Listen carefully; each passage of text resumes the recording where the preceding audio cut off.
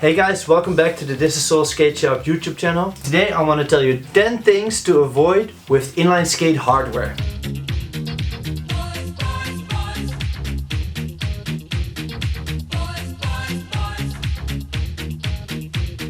I spent the last couple of hours sorting out all these old school and new school hardware. We're gonna upload all this piece by piece on the website. So normally on web shops you have to buy a whole set if you just want to have one bolt. We're kind of like gonna revolutionize the hardware game for the shop side by giving you a lot of information about the bolts and by allowing you to buy just one of each.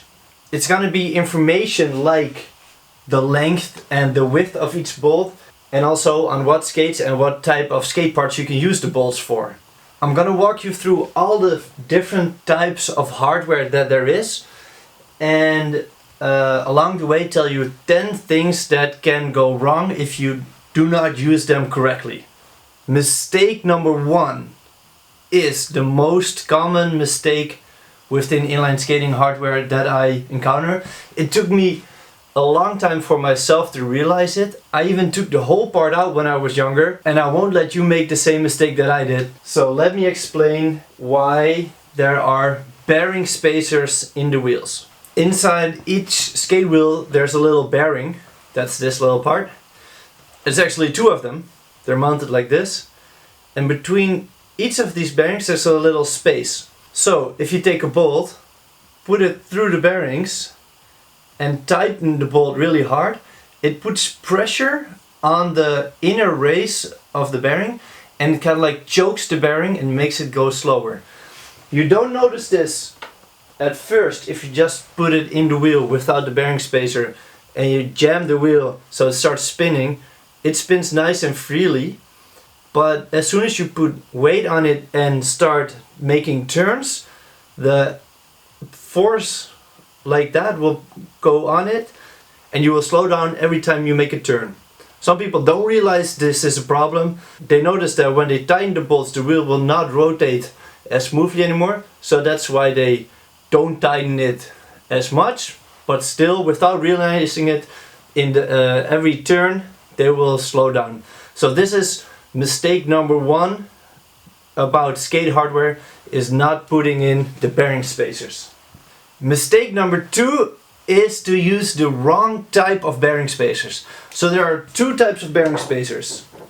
The cylindrical bearing spacer, it just looks like a cylinder, and the self-centering bearing spacer, and it has like a little ring of Saturnus, like a little planet ring around it.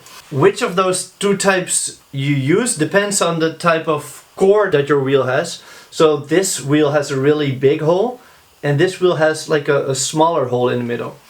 The type of bearing spacer you would want to use is one that like fits through it just like this. Oop. Just like that. Of course you cannot use one with rings that are too big. It will never fit like this. That is of course very obvious. But the not so obvious mistake that a lot of people make is to use a cylindrical spacer in a wheel that is really big, and then if you put in the first bearing, then you put in the cylindrical bearing spacer, it often flips over, and then when you put in the second bearing, you notice it way too late and then you cannot put the axle in anymore.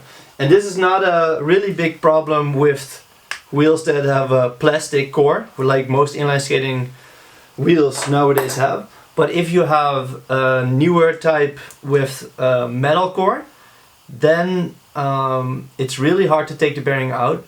So it's really important to use the right type of bearing spacers. The third mistake that people make regarding skate hardware is to use plastic spacers. The plastic spacers new would look like something like this, but easily become something like that, broken down. This was more of a problem back in the day, in the 90s. A lot of the skates came with plastic spacers, like the Bauer skates, the Roches FCO. But also until very recently, the ground control Federlite 2 had plastic spacers, and they changed it to metal spacers in the ground control Federlite 3. So if you still use the Federlite 2, please switch to the Federlite 3 and you'll notice that you'll go a lot faster. There's just too much force on this part of the frame to have a plastic spacer. You really need a metal spacer to go super fast. Another skate that still uses plastic spacers is the Racers Genesis Junior and the USD Transformer. The spacers in the Genesis Junior can be easily replaced by a metal spacer. So avoid this mistake and use metal spacers. A couple years ago, my friend Brian Bina was with his Haitian crew at my place. They were in Amsterdam for a couple weeks to shoot the Reincarnation movie. In this movie, he did a very sick gap at the Wester Park, where he rolled down a bridge and he actually bruised his heel because his bolt holding his frame to his boot, his UFS bolt, was too long. So, mistake number 4 that people do is to use bolts that are too long. That's why on the Thisissoul website, for all UFS bolts, we now have the length as an indicator for each of our UFS bolts, so that you can order the perfect length.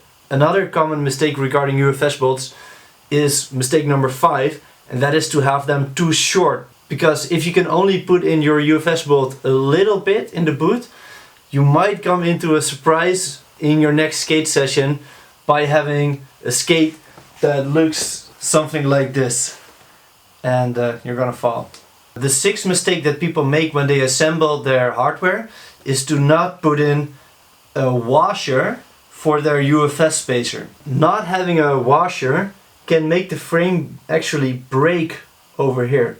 I've seen this the most with ground control Federlite frames and with Kaiser Fluid 3 frames. But in general, you want to make this connection as strong as possible by putting in a washer. Frames that do not have this problem are the Roches frame and the 50/50 frame. But in general, the rule is if a washer will fit, use it. We have different types of washers on our website. You can buy them piece by piece, so if you only need one, you can just buy one. The 7th mistake that I see a lot is that the wheels are too loose. If you hold the wheel and you can move it like I'm doing right now, something is wrong and you probably didn't tighten your axle enough. First thing you always need to check is if the spacer is already in there. But another problem can be that the axle is actually too long. If you put in one Allen key and if you turn it and the other one is still moving along with it, then it's not tight enough. You should tighten it until it takes a lot of force to move it any further. Make it really tight. If the wheel is still moving after that, then your axle is just too long and you need a smaller axle. The 8th mistake that I see a lot is to reuse old bolts too often. New bolts always have some blue paint on it, and if you look at an old bolt, that paint is always gone. This paint makes sure that after you tighten the bolt, that it doesn't come loose anymore. So when it's gone, you have a problem.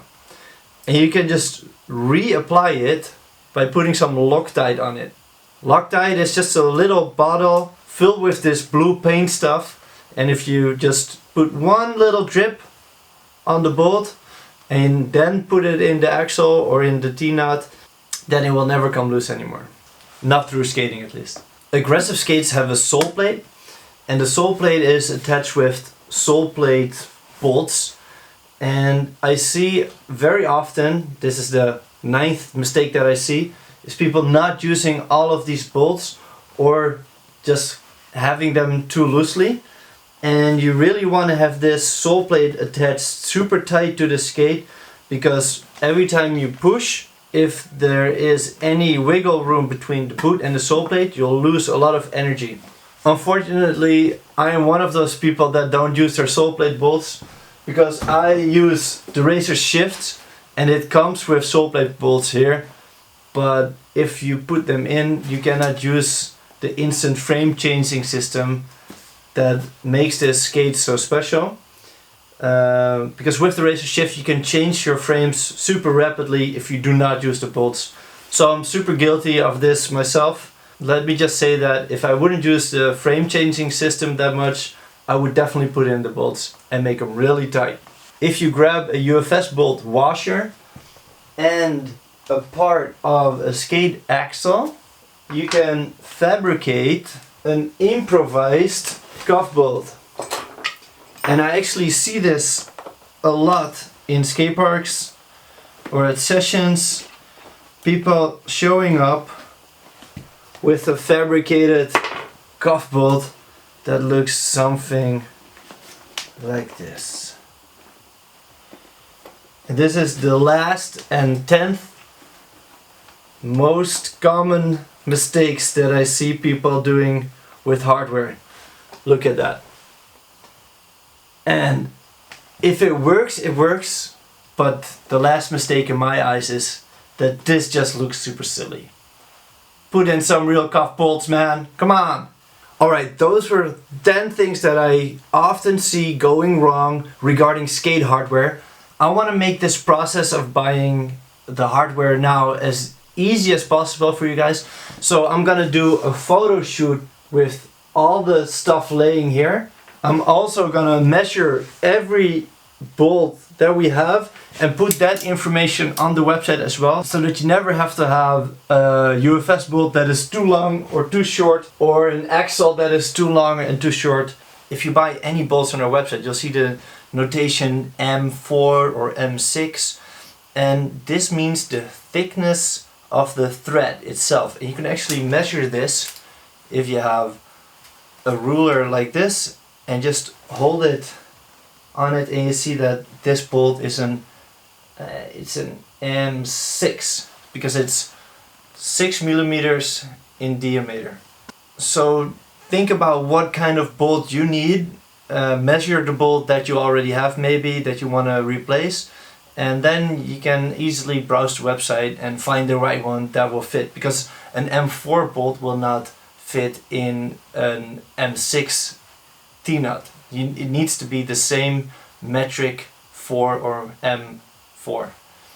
Another thing you'll see on the website is the notation of the screw head, and this can be either a Sloth, a Phillips, or an Allen key, or a Torx. I also have a link in the description where I explain about all these different types of screw heads. If you don't know what bolt to use for your skate, just let me know. You can reach us on WhatsApp or on email or on Facebook, or a comment on this video. Thank you guys for listening, and I would love to listen to you as well, so let me know what the most common mistakes were that you made for your setup, and maybe we can include those things in a future video. So for now I better get back to work because I need to do a lot of stuff to put all this online right now, and I'll see you guys in the next video. Bye bye! Oh mijn god, dat duurde lang. Okay. Fuck. 10 things that are commonly... fuck, this feels too loud. In the wheel, they're mounted like this. Kanker, mijn batterij. Okay, it will never fit. Moving along with it. So that was the eighth. That was the eighth thing. The eighth thing. Kut, hoe schrijf je dat? The eighth mistake. The eighth thing that I see going wrong. The eighth mistake that I see a lot is